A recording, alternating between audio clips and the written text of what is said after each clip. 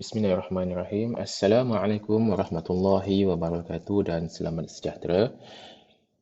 Alhamdulillah, bertemu lagi kita untuk pembelajaran secara PDPR untuk subjek pendidikan kesihatan tahun 6. Untuk pembelajaran hari ini, kita akan masuk kepada unit baharu iaitu unit 5, cergas dan tegas.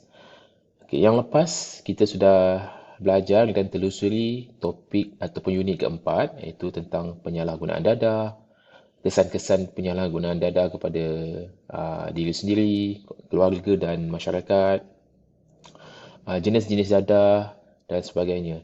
Jadi saya harap awak dapat kuasai unit sebelum ini dengan baik. Sekurang-kurangnya ada sesuatu yang bermanfaat kepada awak yang boleh awak jadikan panduan dan gunakan. Baik, jadi untuk kali ini, untuk unit baru ni kita akan belajar yang mana tajuknya ialah cergas dan tegas. Okey, kita baca dahulu pernyataan yang ada yang awak lihat ni, yang melalui buku teks online yang saya buka ni. Jadi sesiapa yang ada buku teks boleh semak dalam buku teks muka surat 29 ataupun boleh rujuk saja kepada buku teks soft copy ni yang saya paparkan. Baik, satu pertandingan mencipta slogan akan diadakan bersempena dengan Minggu Kesihatan Mental dan Emosi peringkat sekolah di seluruh negara. Slogan tersebut adalah berdasarkan perkataan-perkataan yang dapat dicari daripada situasi di bawah. Okay. Analisis semua situasi di atas. Cari perkataan berkaitan ciri-ciri peribadi seorang pengawas, ketua kelas dan kapten pasukan sekolah yang membuatkan kita menghormati mereka. Gunakan perkataan-perkataan tersebut untuk mencipta slogan bagi semua situasi di atas. Jadi diminta kita kenal situasi ni. Dan kemudian kita cari, dia dah bagi macam puzzle ni. Daripada rangkaian perkataan ni, dia minta kita cari perkataan. Mencari perkataan. Ni macam mencari perkataan tersembunyi lah. Dia minta kita cari perkataan tersembunyi yang memaparkan atau menceritakan tentang situasi di atas. Kemudian bina slogan. Bina slogan. Baik, jadi kalau kita tengok kat sini situasi yang ada, nampak gambar. Ini mungkin ketua pengawas sedang berucap. Ini mungkin gambar nampak ketua kelas, barisan ketua kelas sedang membaca ikrar. Kan ikrar watikan pelantikan mungkin. Kemudian yang ini ada aktiviti, mungkin aktiviti co-curriculum diketuai oleh pengerusi ataupun ketua badan uniform. Ini apa? Ini aktiviti sukan, kapten pasukan. Ya, aktiviti sukan, kapten pasukan. Kemudian yang ini mungkin pengawas menerima watika pelantikan. Yang ini pula, ini aktiviti co-curriculum. Pertandingan taekwondo, memenangi pertandingan sehingga dapat hadiah dan sebagainya. Buat ingat. Baik, jadi daripada situasi yang diberi ni, awak cari apa perkataan ataupun ciri-ciri peribadi seseorang pengawas, ketua kelas dan kapten pasukan sekolah yang membuatkan kita menghormati mereka. Gunakan perkataan tersebut untuk mencipta slogan bagi semua situasi di atas. Baik, kita cari kat sini. Kita cari sama-sama. Nampak tak? Daripada kat sini agak-agak awak, perkataan apa yang kita boleh cari ataupun kita boleh jumpa? Positif. Ya, positif. Okay, kita highlightkan dahulu. Okay, positif. Okay, bagus. Jadi, seorang ketua kelas, ketua pengawas ataupun kapten dan mana-mana individu ataupun rakan-rakan kita yang terlibat dalam pengurusan ataupun kepimpinan ni kena ada sikap positif. Positif apa? Positif terhadap diri sendiri, positif terhadap tugasan yang diberi, positif terhadap rakan-rakan. Kena ada sikap positif. Kita tak boleh sentiasa negatif.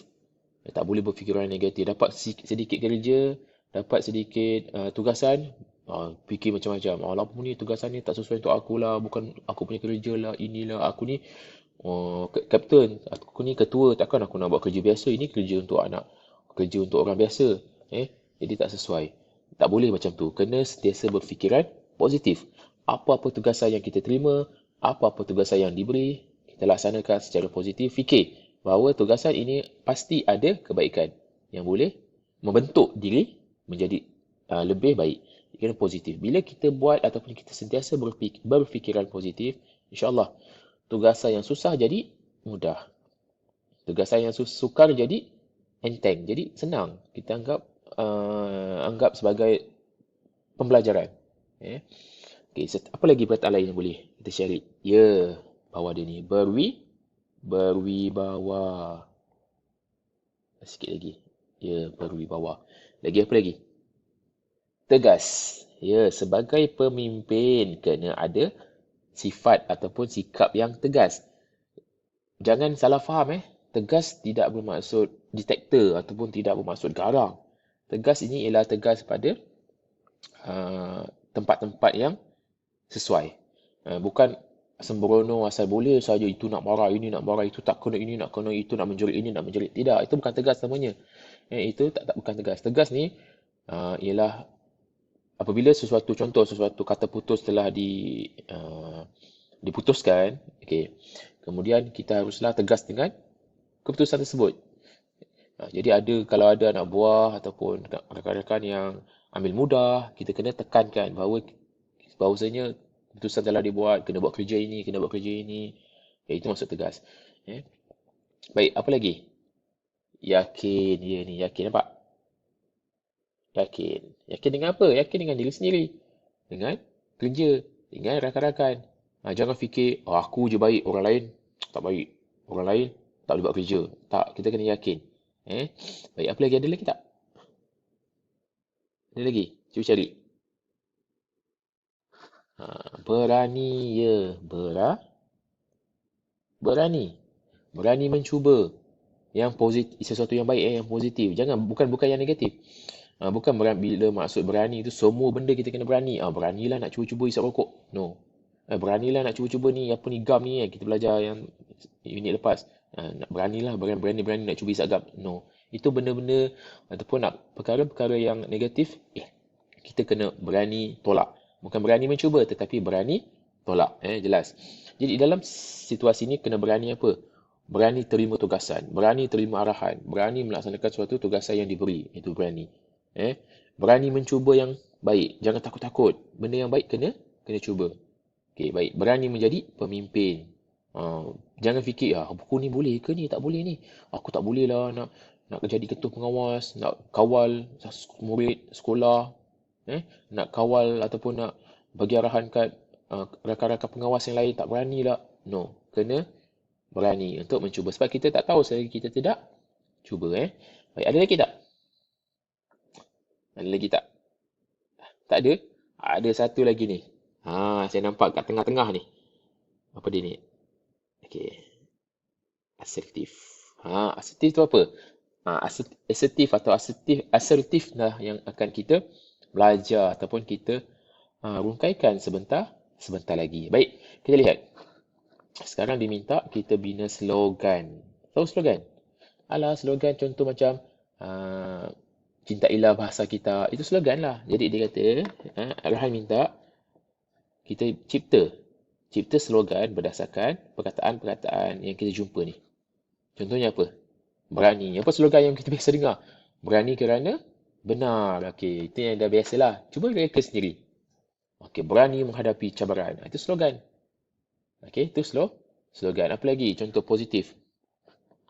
Positif, minda, emosi stabil. Itu contoh slogan. Okey, berwibawa pasti berjaya. Itu contoh slogan. Jadi awak cuba bina slogan-slogan berdasarkan perkataan yang telah diberi. Okey, baik.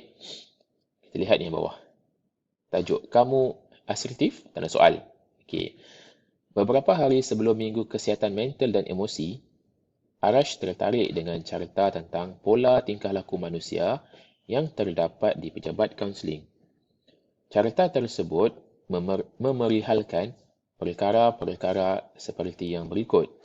Okay, dia ada pola tingkah laku. Ada 3 kat sini pola tingkah laku. Asertif, agresif dan pasif.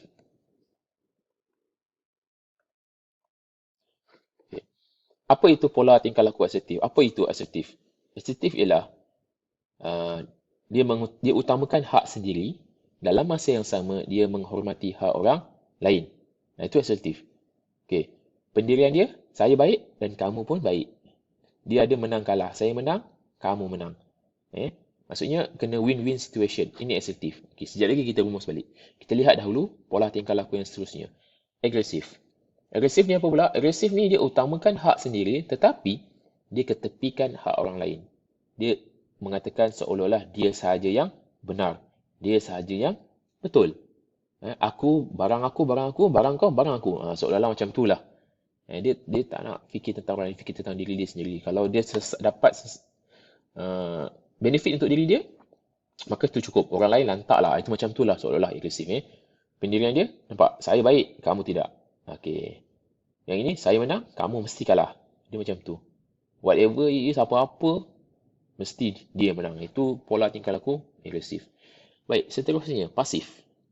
Apa dia? Pasif pula, dia ketepikan hak sendiri. Tetapi dia utamakan hak orang lain. Macam nampak macam baik kan? Kita sanggup berkorban demi orang lain. Sanggup ketepikan hak sendiri. Tapi utamakan hak orang lain. Sehingga kan hak sendiri terabai. Jadi papa kedana kerana orang lain. Contoh, terseksa kerana orang lain. Itu nampak seolah-olah macam bagus. Tetapi sebenarnya sesuatu yang tidak baik. Yang tidak sihat. Okey, pendirian, saya tidak baik, kamu baik. Nampak? Itu sesuatu yang tidak sihat. Macam tu. Itu negatif sebenarnya. Menang kalah, tak apalah saya kalah, kamu menang. Macam ni. Jadi, antara tiga pola tingkah laku ni, tiga pola tingkah laku ni, asertif, sekejap,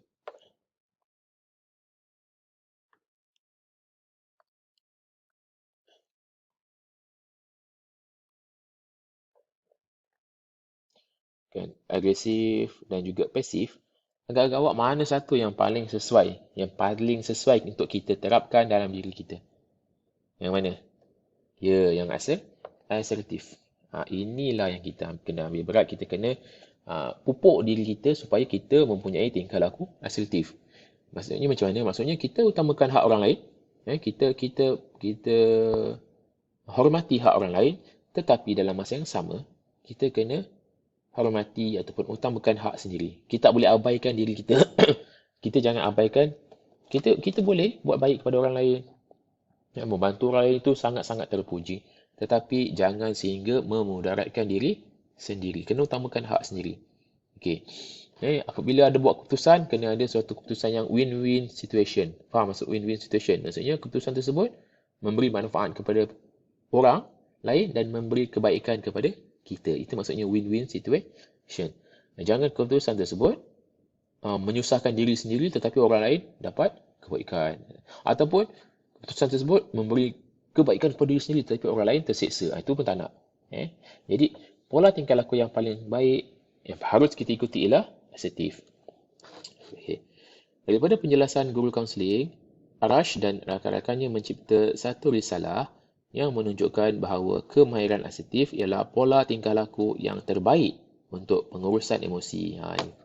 Tengok kata kunci ni. Pengurusan emosi. Okay, faham tak pengurusan emosi? Ya, ini semua memberi kesan kepada emosi. Okay, bercerita tentang emosi. Saya faham kita semua sedia maklum bahawa kita sudah lama tertakluk kepada akta PKP, kemudian masuk kepada fasa kan, dia diubah kepada fasa. Daripada PKP diubah kepada fasa. Ada fasa 1 sehingga fasa yang terakhir itu fasa keempat, kalau tak silap saya. Jadi untuk fasa 1 ni kita masih sama seperti sebagaimana PKP yang lepas, yang mana kita tidak boleh keluar rumah untuk tujuan-tujuan, kecuali untuk tujuan-tujuan yang penting yang dibenarkan sahaja. Banyak sektor-sektor ekonomi yang ditutup, banyak pusat-pusat riadah yang tidak dibenarkan buka. Kita tak boleh pergi ke taman nak main, ataupun nak beriadah, ataupun nak bersama ahli keluarga untuk melapangkan fikiran. Tak dibenarkan berada di tempat-tempat umum. Yang dibenarkan hanyalah untuk keluar jika ada urusan-urusan kecemasan seperti untuk mendapatkan rawatan, untuk membeli barang-barang keperluan dan sebagainya. Jadi apabila kita terkurung lah, macam terkurung lah di dalam rumah, di tempat kediaman, secara tak langsung emosi tidak stabil. Jadi pengurusan emosi ini sangat penting untuk memastikan kita sentiasa sane. Orang Inggeris kata sane lah, maksudnya sentiasa tak mental, normal. Jadi kena awak sebagai anak murid, saya faham. Tak boleh pergi sekolah, tak boleh keluar ikut ibu daya pergi membeli barang di pasar raya. Bukan kerana apa, sebab kita nak mengelakkan jangkitannya, faham. Untuk mengelakkan ataupun untuk kalau boleh untuk memutuskan rantaian jangkitan. Saya faham. Tetapi dia memberi kesan kepada emosi. Jadi awak kena jaga emosi. Kena sentiasa berfikiran positif. Nak macam mana kita paksa, kita dah hidup dalam keadaan macam ni, kita terpaksa. Jadi jangan fikir negatif. Jangan fikir negatif, fikir positif. Ambil contoh rakan-rakan kita ataupun rakyat Malaysia yang berada di Selangor dan Kuala Lumpur, di Negeri Sembilan, antaranya di Labuan contohnya. Okey, tengok apa yang berlaku di sana. Kalau kita lihat situasi-situasi genting sekarang di Selangor dan di Kuala Lumpur terutamanya, pasti kita rasa sedih dengan keadaan begitu. Hospital tak cukup. Hospital tak cukup. Awak bayangkan tak ada tempat untuk letak pesakit, sehingga pesakit terpaksa diletakkan di luar bangunan hospital, terpaksa baring di atas lantai, pesakit terpaksa duduk ataupun duduk di bench, di kerusi saja. Sedangkan kalau pesakit tu sepatutnya berada di katil, tetapi keadaan jangkitan yang terlalu cepat, terlalu ramai sehingga kan hospital tidak dapat tampung lagi ramainya pesakit. Jadi kita ambil positif, kenapa kena duduk rumah untuk mengelakkan daripada berlaku perkara seperti itu.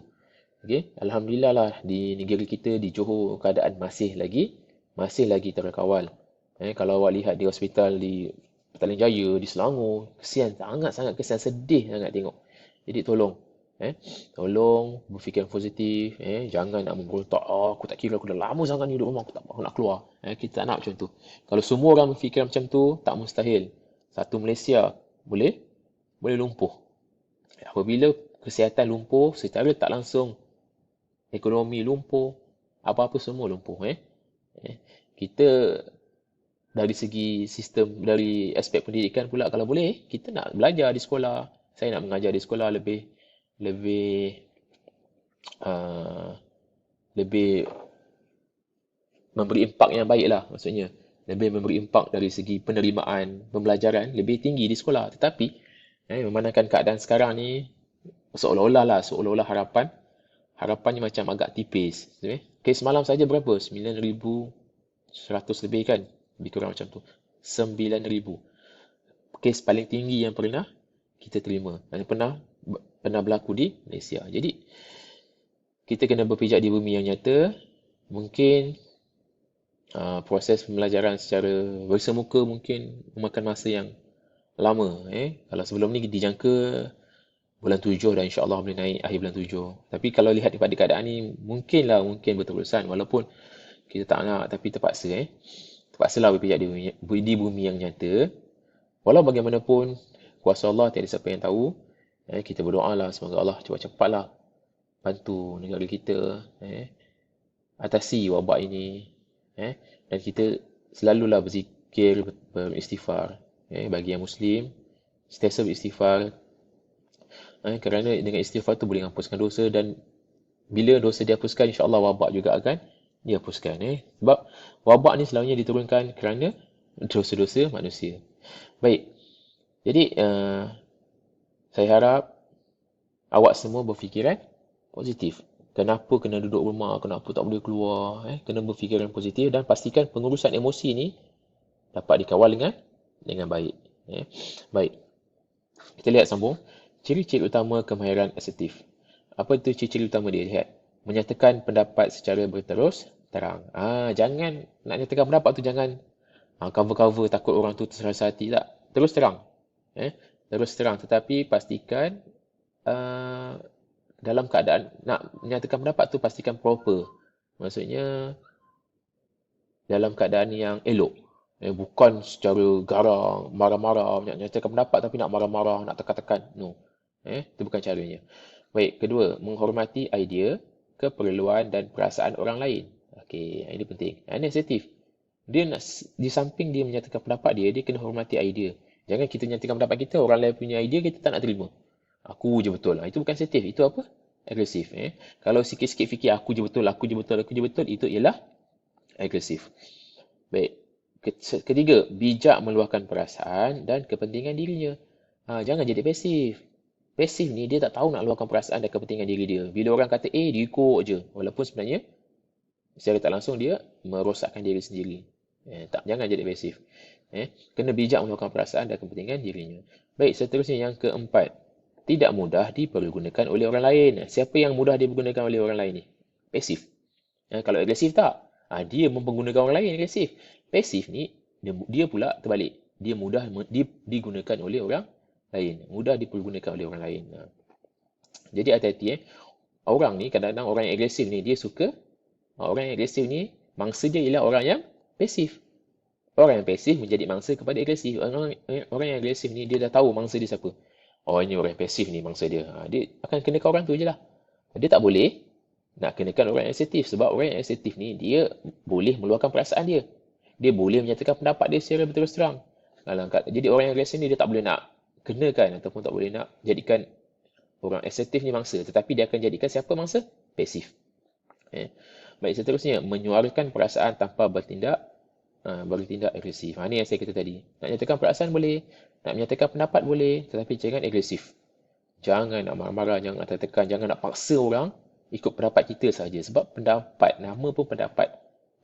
Mungkin pendapat orang lain lebih baik daripada kita. Mungkin pendapat kita lebih baik daripada orang lain. Tapi jangan paksa pendapat kita untuk semua orang terima. Baik. Ini peranan kemahiran asertif. Apa peranan? Maksudnya apa fungsi dia? Boleh menyatakan tidak kepada perkara negatif. Yang pasif ni, dia tak reti nak nyatakan tidak. Benda tu negatif ke, positif ke, dia ya. Orang suruh buat ni, ya. Orang suruh buat tu, ya.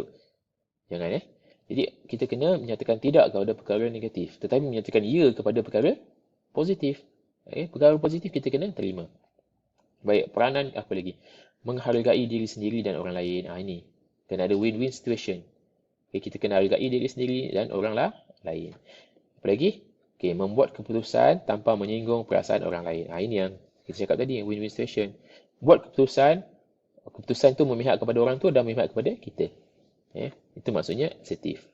Aktiviti dia apa? Tambahkan peranan kemahiran asertif dalam maklumat risalah di atas. Jadi saya rasa peranan ni 3 pun dah cukup. Tapi kalau awak ada peranan yang lebih baik, awak boleh tambah. Baik. Jadi, saya rasa untuk pembelajaran kali ini cukup setakat ini saja. InsyaAllah selepas ni awak boleh jawab latihan yang akan saya beri melalui Google Form. Jika ada. Jika tak ada, tak apa, tak ada masalah. Baik, jadi semoga pembelajaran ini memberi manfaat kepada awak dan kepada saya. Sentiasa berfikiran positif, sentiasa mempunyai pola tingkah laku yang asertif, yang baik. Jangan jadi agresif dan jangan jadi pasif. Jika ada salah silap, saya mohon kemaafan. Semoga berjumpa lagi minggu depan. Wabillahi taufiq wal hidayah. Assalamualaikum warahmatullahi wabarakatuh. Dan selamat sejahtera.